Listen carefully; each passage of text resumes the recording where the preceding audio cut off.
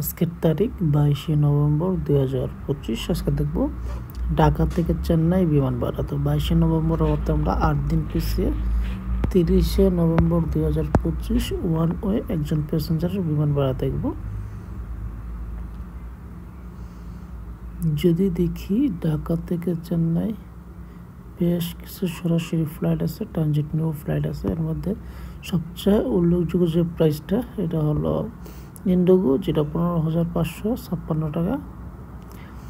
তাছাড়া আর একটা আছে 15,608 টাকা ইউজ বাংলা।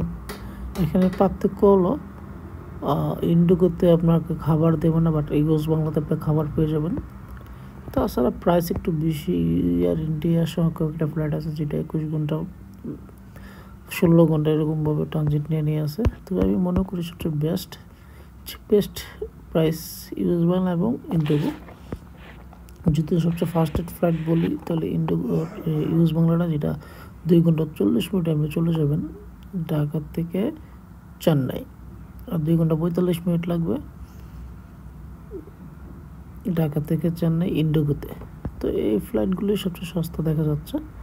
তাছাড়া এয়ার ইন্ডিয়া আছে 16,738 সহ একটা ফ্লাইট আছে। এটা আপনার এয়ার ইন্ডিয়া ফ্লাইটটা আপনার সম্ভবত দিল্লিতে ট্রানজিট নেবে, যে 2 ঘন্টা 20 মিনিট দিল্লিতে অবস্থান করবে।